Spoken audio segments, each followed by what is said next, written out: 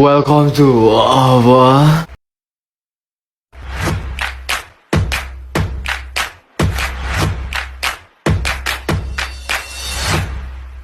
Sabar, intro dulu. I'll give you love, give my love every day.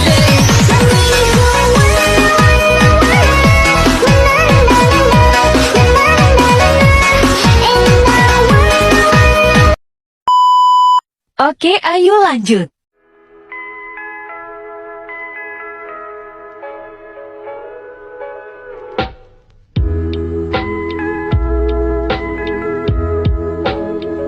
Assalamualaikum warahmatullahi wabarakatuh. Salam sejahtera untuk kita semuanya. Izinkan saya untuk memperkenalkan diri kembali ya teman-teman. Halo guys, perkenalkan nama saya Siva Anjani. Biasanya sih saya dipanggil Siva. Hobi saya suka menggambar dan juga suka sedikit kekreativitasan. Saya dari tingkat 2 kelas L, konsentrasi manajemen SDM, Fakultas Ekonomi Bisnis, Prodi Manajemen dari Universitas Gunung Jati, Kota Cirebon. Dibuatnya video kedua ini untuk memenuhi tugas mata kuliah Manajemen Inovatif dengan dosen pengampu Bapak Sandi Nasruddin Wibowo SEMM. Maka di sini saya akan mempresentasikan dan menjelaskan satu materi pada tatap muka yang ke-10 dengan materi tentang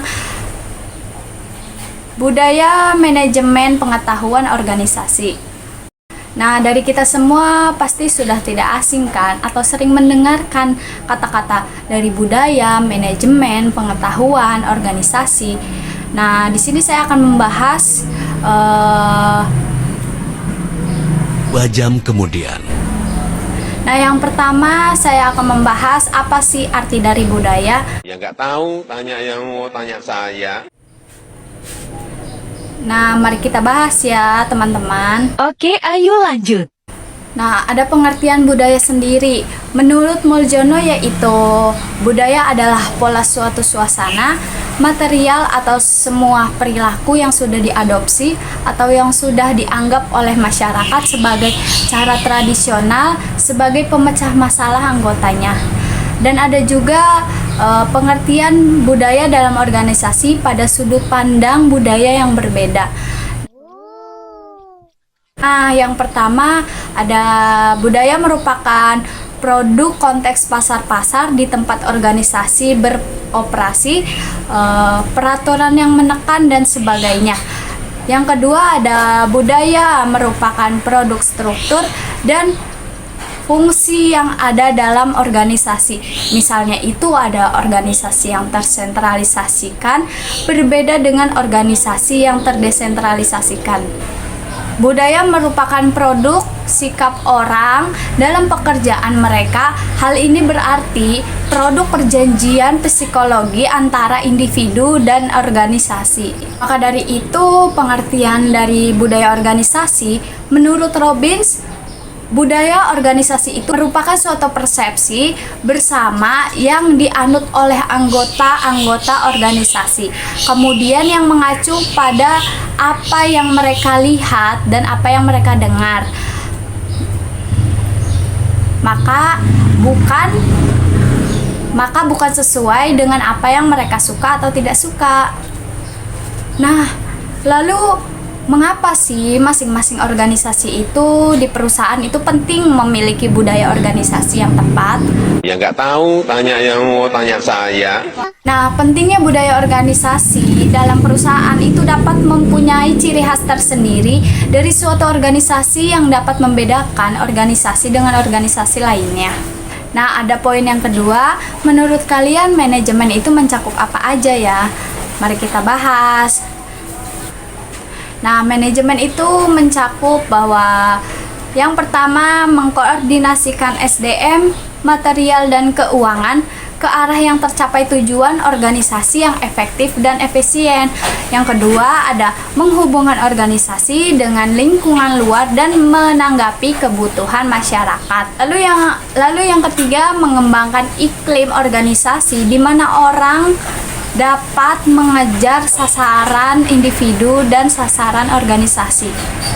Lalu yang keempat ini ada melaksanakan fungsi tertentu yang dapat diterapkan seperti menentukan sasaran, merencanakan, merabit sumber daya, mengorganisir, melaksanakan, dan mengawasi. Lalu yang terakhir, manajemen mencakup melaksanakan berbagai peran antara pribadi, informasional, dan memutuskan. Poin selanjutnya ini ada pengetahuan.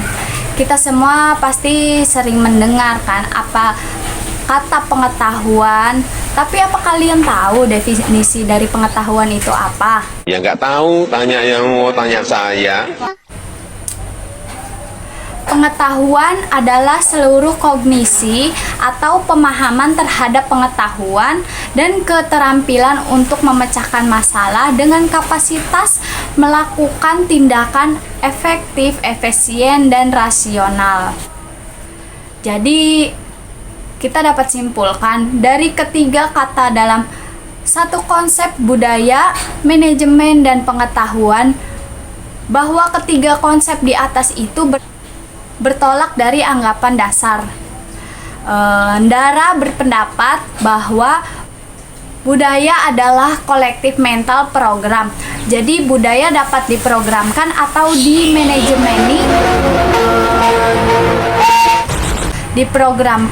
dimanajemeni dengan berbasis pengetahuan. Nilai dan budaya bisa berubah atau diubah.